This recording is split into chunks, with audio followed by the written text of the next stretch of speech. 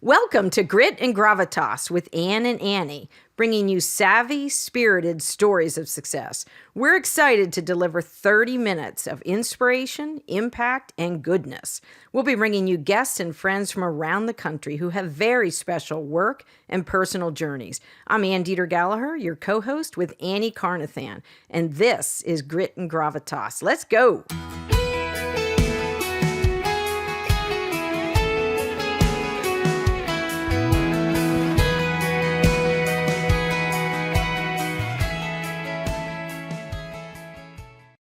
In the Grit and Gravitas podcast studio today, there is no better place I'd rather be. Annie Carnathan, it's going to be a high gear day, even higher by our new podcast guest. The highest. The highest. And we always have a little podcast before the podcast. So we have done that as well. Most definitely. The party is on. The party is on. And it's not even a Friday.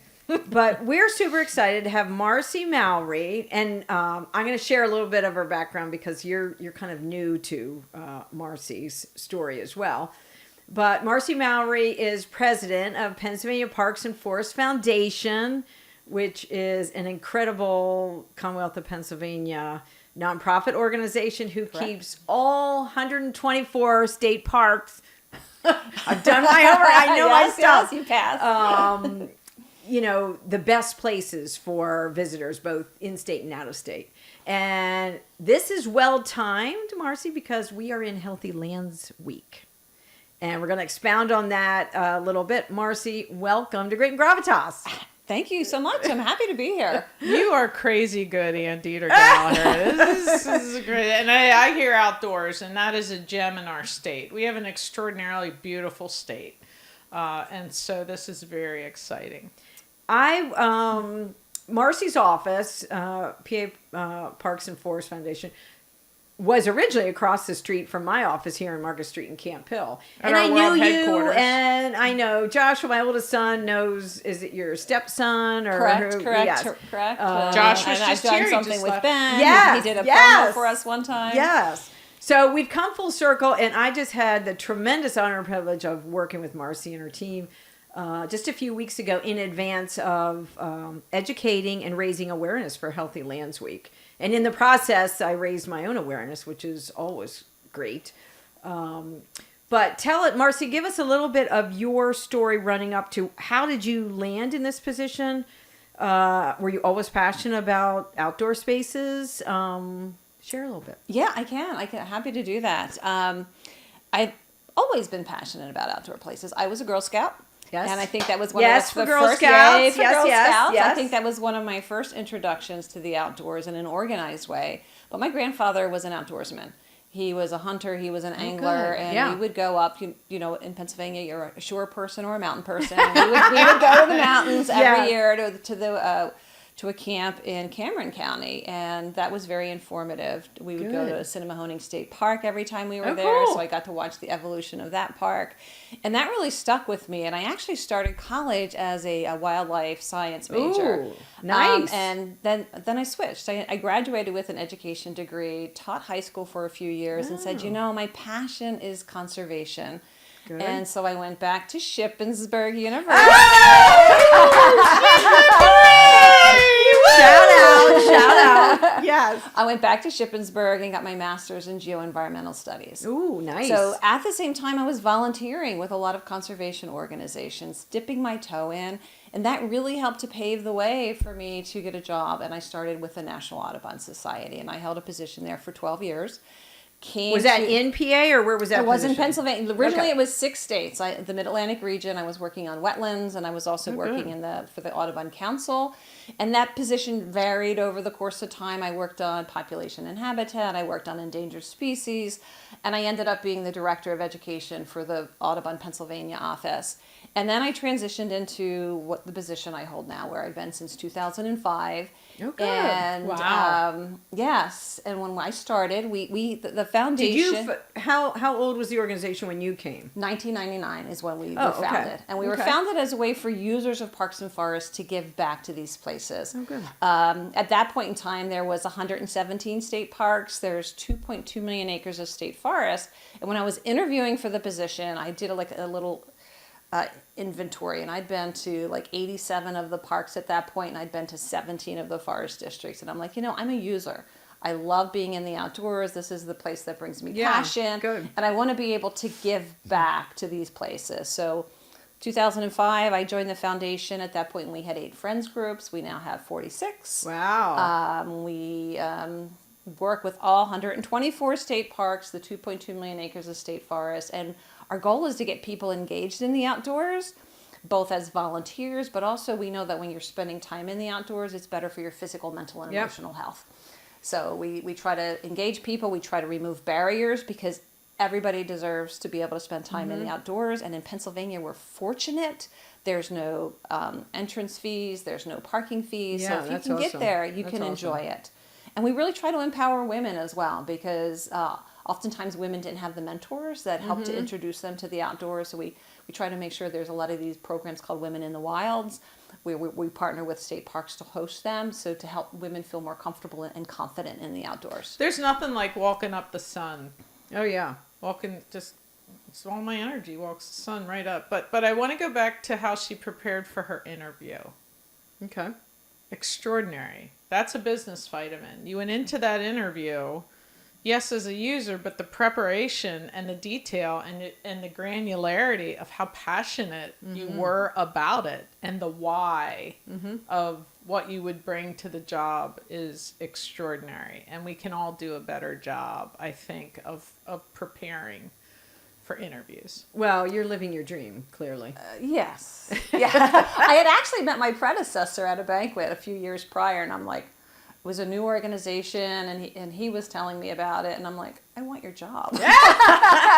And he retired. I didn't like force him Yes. out. He retired, and somebody had remembered my passion and reached out to me and said, That's "Hey, awesome. this position is open. You should apply." It's never too late to be what you might have been.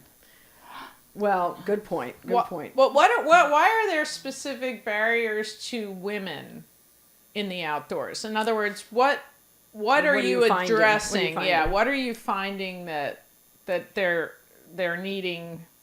I think there's several. Encouragement. One is lack of confidence. That oftentimes when people spend time in the outdoors, and it's interesting. When I was with Audubon, we did this program called the Women's Expedition for the Environment, and I led 9 women across Pennsylvania hiking, backpacking, canoeing, and bicycling.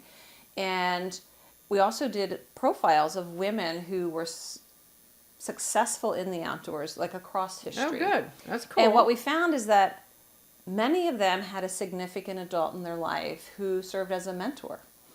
And, oftentimes, we forget about that. And what's one of our concerns as a foundation is fewer and fewer children are spending time in the outdoors. Yeah. And so they're losing that mentorship that is so important.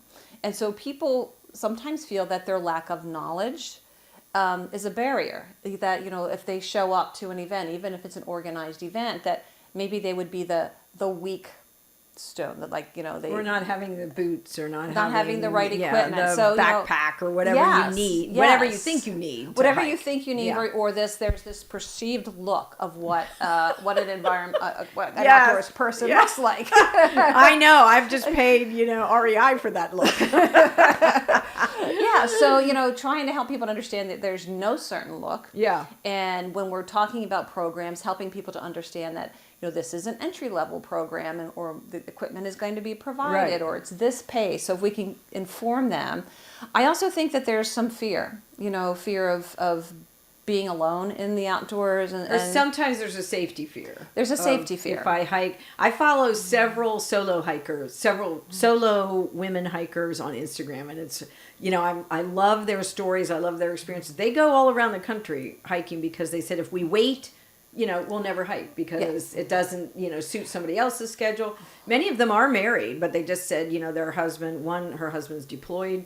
She goes with her 2 little kids overnight. Little kids. Like one is below a year old. she talks very, about leave no trace if you've got diapers, if you've got all that kind of stuff. But it does establish confidence in me when I'm watching how it's an education. Like, how really are you doing is. that? It really is. And there are things that you can do to be safe if you're out by yourself. I've camped by myself. I've hiked by myself. Like, when I was in Glacier, I camped in the campgrounds. I would camp next to somebody that, and I'd say, "Hey, I'm here alone," and let them know. And I went on more popular trails, Right. or I went on ranger-led hikes. So there are ways that you can be safe. Yeah.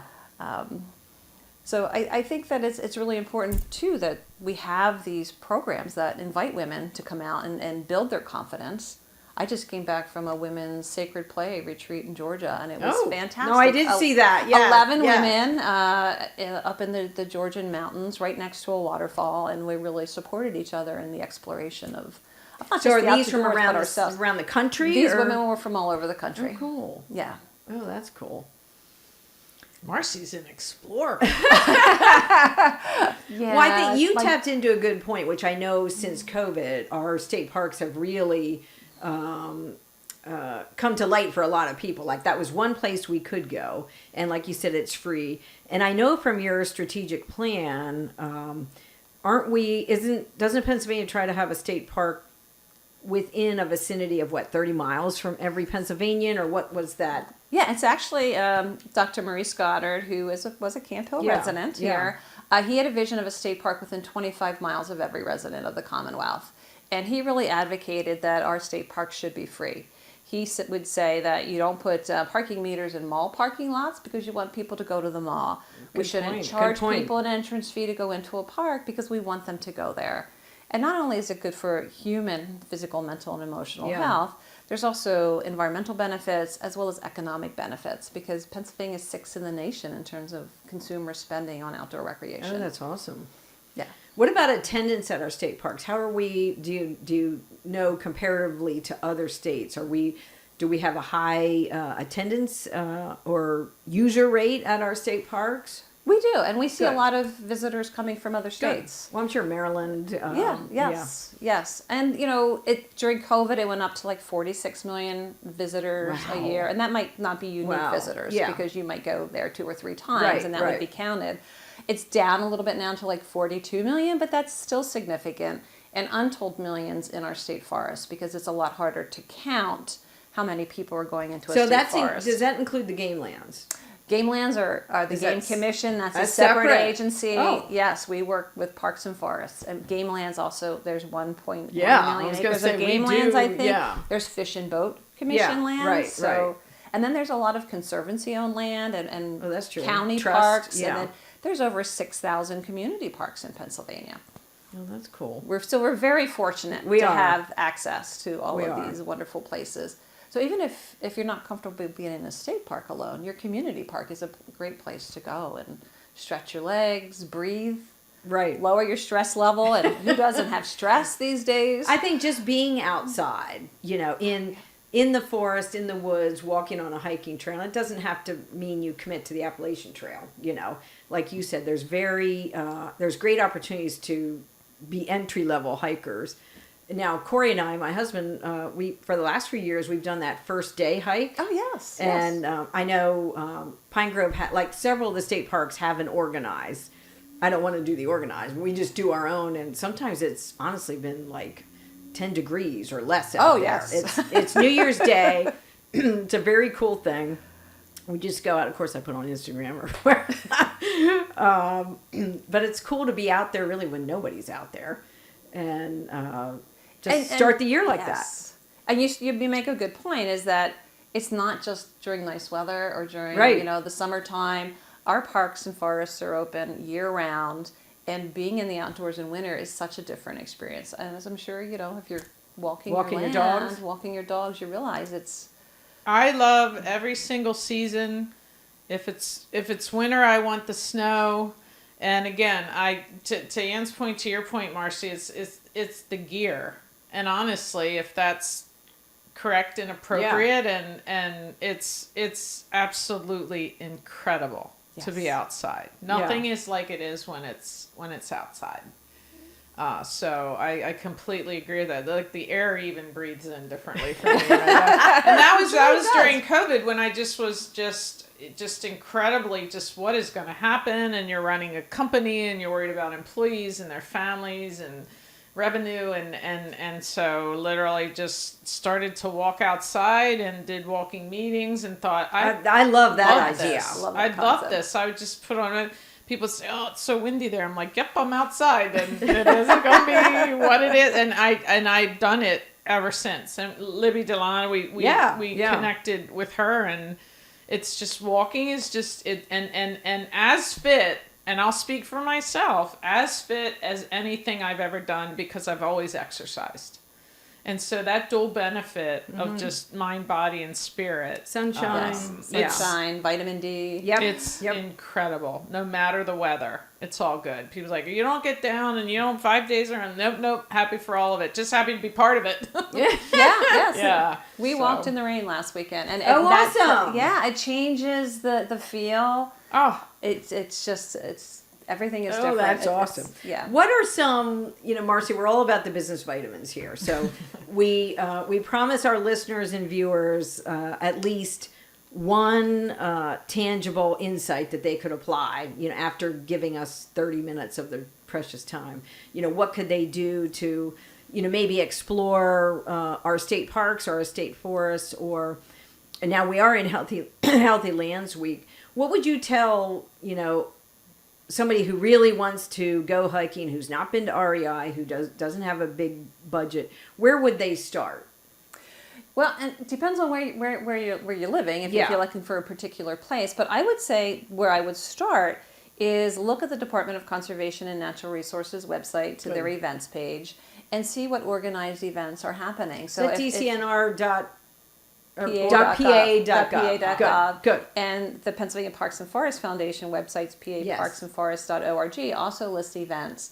So participating in an organized event is a good way to get an introduction to that place or maybe an introduction to that skill. I'll also put a plug in since it's Healthy Lands Week, but throughout the year there are volunteer opportunities, and that's a great way to meet like-minded people who could eventually be your hiking buddies or your kayaking buddies or your photography buddies. There's so many different ways that people enjoy the outdoors. So, there are a lot of volunteer opportunities, and not only does it connect you to people, it's also good for your health. Yeah. It reduces stress. It can boost creativity. You can learn a new skill. And, it helps to combat loneliness, which is one of the number one things that are affecting people these days, particularly post-COVID. No, those are all great ideas. And I told, from my Instagram, we're just back from a week in Yosemite with the entire family. So that was a feat in itself. 13 of us from age 3 to 65, all converging, doing Yosemite. But that was a big, I did a lot of research for that and was thankful for our state park experiences to, and we hiked Pine Grove 3 miles with the little ones to see how they would do, would they keep up? Now my oldest son said, well, Mom and Dad, that wasn't a hike, you walked. That's not quite like Yosemite. You just walked Pine Grove. I said, well, to them, the 3 and the 6 year miles is no joke. And the 3-year-old is going, 4 strides to R1. With 3-year-old steps. Yeah. But it was really good training and experience, and like you said, free. It's a Saturday afternoon, fun family time. We often do that. Corey and I often do that, but then invite any of the other kids and grandkids to join us. But just so there's speaking to the mental component of doing something like that, which was a high gear. We mapped out our hikes. Well, there's some foreboding hikes in Yosemite. I'm like, I'm not doing Half Dome. I'm just out there saying, I'm not doing cables. Like I don't love heights. But we did do Sentinel Dome, so I don't know if you have done that, Marci, or not. But it was I didn't know how high it was, which is better for me. The 3-year-old, it was funny. Before the hike, he had no Band-Aids. After the hike, somebody on Facebook commented and said, I love the 3 Band-Aids. And he was carried. He finally surrendered the last, leg up. But there's a resilience and a determination to that. Like, I almost, before we got to so we were at 8,100 feet. And it was a difficult in the sense of rocks, a rocky trail. So it wasn't a smooth macadam or dirt trail. And the elevation, I did notice it halfway up. I'm like, Yeah. that I don't like that feeling. That's kind of wigging me out. But now my husband had just 9 months post total hip replacement. Well, he's hiking up ahead of me. I'm like, shoot, I'm not going. Now I have to do this because all the grandkids, 3 to 9, and there was 5 of them, they were at the head of the pack. So I'm thinking, okay, if the 9-year-old's up there, like Mimi has to go. Now I've got to go. Right. But it was absolutely inspiring standing up there and just looking, straight across to El Capitan. To the right is, Half Dome. But there's an endurance like, wow, we can do hard things. Like we can, it's good to get the heart pumping. Had I known how the top, like I said, I don't love heights, I would have said, no, I'm not going to go on that one. But I did go. So kind of family pressure, but I did go. But you learn a lot about yourself in the woods. Absolutely. And I think sometimes we put boundaries on ourselves. Totally. And if we Totally. allow nature to push us a Yes. little bit more, it's build our confidence, it can build our endurance, and build our fitness. So there are a lot of positives to going out there and just pushing yourself a little bit more. And I'm a high pointer, and the hardest one that I've done so far is Carnathan up in Maine. Oh, And, is that Acadia? Where is that? Is that a park? It's a mountain. It's the end of the Appalachian Trail. Oh shoot! Yes, and it has metal bars and, yes, and rocks yes, you have yes. to climb, and has a needle walkway. And there was one point there was a Girl Scout who was also hiking it with a group, sitting there crying, and I said to my husband, I said, can I sit there and cry too? But I just gathered myself, Yes. and I went the rest of the way, and there were these 2 70-year-old twin sisters who had just finished through hiking the Appalachian Trail. Oh my word! And it was so powerful to be there with them and see that accomplishment, and know that sometimes you just have to take it in smaller steps and little increments, but you can do what you put your mind to. That's the business, vitamin Ann. It's the way is forward. Yep. It's forward, and you never ever think you can do what you're doing. For me, a hike is all about, the only option you have is to continue forward. There is no going back. Well, and The way is forward. Some of these at Yosemite, like a Half Dome, you're not turning around. And they tell you very clearly, you're going to be waving this people. is one way. So you're going. There's with the no flow. plan B. Yeah, there is no plan B. The only way is forward, and Yeah. I think that is what pushes the boundaries mentally, physically, spiritually, and that's the payoff. Yeah. Well, and sometimes you have to assess, is it a real fear? What's preventing you? Is it a real fear, or is it something that a story you've told yourself, or a story you've allowed somebody else to tell you and that you've absorbed? And if you can contemplate on that and kind of wiggle your way through it, that's very beneficial. Our one hike, we were, believe it or not, the only ones on the hike in Yosemite, which is, I don't know how many million people are there. This was our first hike. So, which was great opportunity. We all were learning stuff. Now Corey and I did not go to the very top of this. It wasn't as high, but the rocks were really intense. So the 3-year-old stayed behind. The rest went up to the, Benjamin and Joshua went all the way up to the top. But the whole time, so here's a I had to do a little more research, knowing that there are bear there and knowing that there are mountain lion when there's nobody else on the trail. Like you're fairly okay when it's a busier trail, or at least more people are hiking. So my head is like on a swivel, like, I don't know about this. But, you have, again, I had to overcome some of that. You have to be smart about it. And Yes, you got to absolutely. know what, so it wasn't until after that we talked to a ranger who I love. This young lady was half my size, and she was a law enforcement ranger at Yosemite. So she had everything on her belt. So she's talking to us. I said, now tell me about the bear. She said, we have never had, in all of Yosemite, have never had a bear attack where someone was seriously injured or killed. I said, okay, I feel better. Why didn't I know that before I started? I wouldn't have worried. Now, there were, on one of our trails, there were several mountain lion posters. So I said, that's not helpful. No, but it's informing you. It know, is. so to be smart. And there, you're wanna not know going that. to, and she said, you won't see them, they see you. I said, well, that's not helpful either. No, that's not helpful. Your head swivels. But again, don't we in business, we know what risks are. And we go ahead, where we either try new initiatives. You can't get away from that. But I wasn't going to let it rob us of the outdoor experience, whether you're here in Pennsylvania or anywhere. I mean, we have bear too, and we have coyotes. We have a lot of things. We do. And you manage your risk. You educate yourself. We have some on the paparksandforests.org website. We have some fact sheets if you want to try a new event, a new type of recreation. Some information to help inform you, places where you could do that. But I think too there are some other helpful videos that help to if you know what the risks are, you can manage them. And sometimes we build the bears and ticks are the two biggest things that people often say they're afraid of. And if you're making noise, most bear don't want to see you. No, right. And you can manage for ticks by wearing the appropriate clothing, wearing some repellent, checking yourself when you return. So don't let that prevent you from getting out. I had ticks in my backyard. Our top tick thing is we got 18 off our Labradoodle one day. Oh my word! Right, when ticks are particularly bad, and so I think fear leads to so many other negative things, whether it's just all out paralysis, whether it's retreat, and it is the story we tell ourselves, right? And if you're fearless, there's some days you're fearless and there's some days you just fear less and you have to manage it. But I do think that we don't know what we're capable of. Oh, totally. Until we adventure out into it. And anyone that's in business knows what an adventure that is. And it's not dissimilar to starting a business. Right. This is going to be tough and you can't see far down the road, but you're going to do it anyway. Yeah. So the way is forward. Right. Marci, let me pivot quickly on what I know about Pennsylvania, the good work you're doing.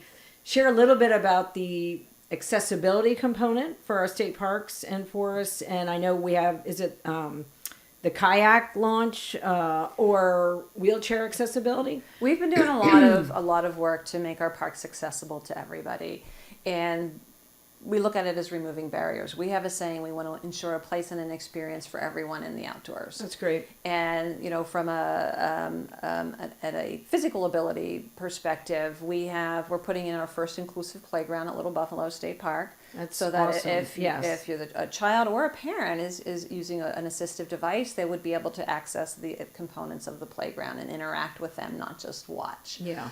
We have done several canoe and kayak launches that we call it universal design, that stabilize the canoe or kayak for anybody that could use it. And we have had, so it could be elderly, could be anybody with a physical absolutely challenge. We just did an inclusive beach at Pinchot State Park. It has what's called a Moby mat.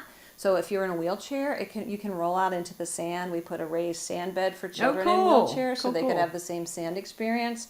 And then we also purchased 2 beach wheelchairs so that they actually go out into the water. So if you've never been able to be in the water, you can interact with your family and friends. So we're really excited about that. Absolutely. We've done 88 fishing piers. They're very popular. And again, it's universal design benefits everyone because maybe you're using crutches. Maybe you have a child in a stroller.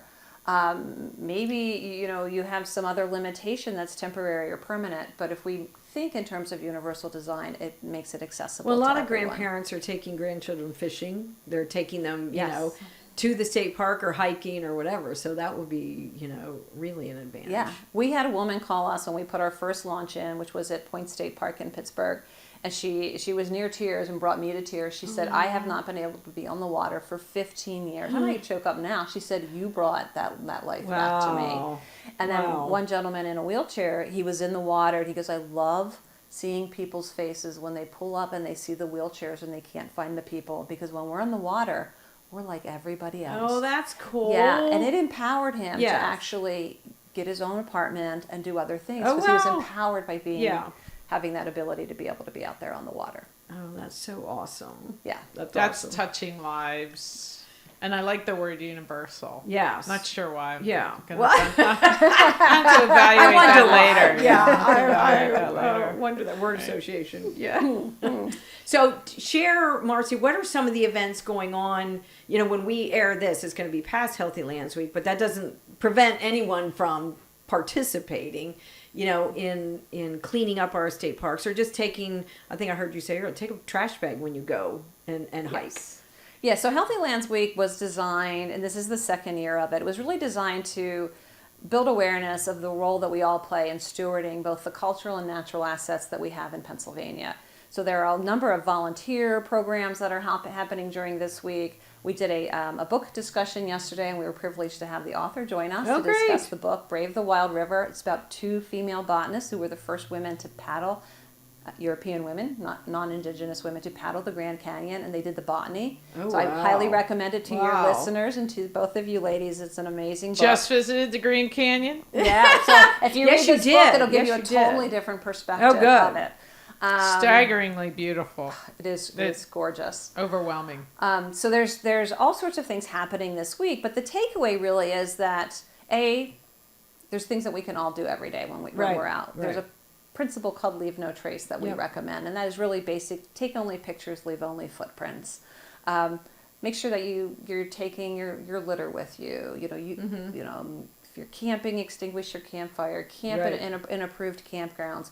Walk through the mud on a trail. Don't walk around the mud, because that widens the trail and creates more erosion. That's interesting. So, I never heard that. Yeah. An excuse to walk through the mud. Walk through the mud. Tully would love that. I know. Yeah, Right? It's perfect. I So- want to hike there. Yes. So, you know, there's things that we can do every day. And part of that, too, is just getting out and developing an appreciation for these places. Because, you know, we need people to be champions of all these places that we have in Pennsylvania. They are sacred. I think we need a women in business hiking group. Oh, yeah. Let's do that. Like, and we could do it on work days. I think and the business. Yep, and I think the majority of our network would absolutely covet that. I know I would. So we should do. So Marci, we do a Christmas party, women or Grit and Gravitas Christmas party. So There we may have be a to cocktail flip or the two switch on involved. that. Yeah, there is a cocktail or two. This is why I do my own first day hikes, because I like a cocktail halfway between. Who doesn't Not love a in good not in a cocktail? state park, I where know. You can't have it. I think we're onto something here. No, I think we are too, and I think those organic conversations that happen literally step by step and along the way. I mean, I take my walks to learn, to listen, to just have that Clear your solitude. mind. Yep. Yeah. And it's just, again, I can't recommend it enough. But Deeter, Gallaher, Marci Mowery, just like that. She's trying to close us down. Yes, I This saw is what that. happens. This is what happens. So we're going to have to take this conversation to the trail. Okay? Sounds like a plan. doubt. Let's do that. So No doubt. we either do Pine Grove, which is one of my favorite, or we do a, Little Buffalo. That's my second favorite now. Or maybe I'll introduce you to a new place. Well, that could there's become a your long- favorite. we have to alternate and work it around, so we're always Yeah. adventuring somewhere new. Is Yeah. adventuring a word? Yes. I like it. Yes. Okay. So, Marci, where can people learn more about you? So you gave the website, paparksandforest.org. So are you on Instagram, Facebook? Pennsylvania Parks and Forest Foundation is on Instagram, Facebook, LinkedIn, Twitter, or X. YouTube. Right. We've got a lot of really helpful videos good. on YouTube. Check us out there. And then I'm also at PPFF Marci on. No, I love your pictures with your dog, and you guys yeah, are yeah. on. What kind of dog? She's a lab bully mix. She's 7 months old. We had our first encounter with a rattlesnake on a hike. I saw that picture. See, I don't like that either. Oh yeah, but it's they are. They have to interested live in somewhere you. too, They are Ann. interested. We gave it birth. It didn't bother Yeah. us. Tell her I Yes. said hi. Tell your dog. I will tell her I said hi. So, and then to the women listeners, there's a lot of women on Instagram. I know Tori Talks Trails was with us at our Yes. Healthy Lands Week, and she's phenomenal. And Kim Hiked It is another one. They're largely solo hikers, and they have almost done all 124 state parks. Yes, a large they're working percentage. through them. And another one that I follow that I don't believe is based in PA is Unlikely Hikers. Oh, and good. It's people that you would say, oh, they don't fit the mold of I hiking. love that. And it really is inspirational. I love because Unlikely you don't Hikers. have to be a mold in a mold. That to might be, be a hiker. us. Yeah, maybe. Well, we have maybe to tell the fit mold. G&G network that they don't have to be typical hikers. They can Yes, we can be atypical. be Yes. atypical. We encourage you to Yes. get out. It's good Yes. for you. Marci, thanks for sharing, educating us, and raising awareness on PA Parks and welcome. Forest Foundation and Healthy Lands Week. And I feel like tonight I need to, get in the nearby woods. Annie Carnathan, always a great day in the studio with you. Always extraordinary. It's going to be a high gear rest of the week and weekend. So see everybody on a hike. Marci, Yes. thank you. Thank you. It was You're wonderful to be delightful. Have a here. high gear Thank you. day. Thanks for listening. It's our desire that these stories will bring energy, ideas, and fresh thinking that you can use today. Subscribe to our podcast and follow us on Instagram, and have a high gear day.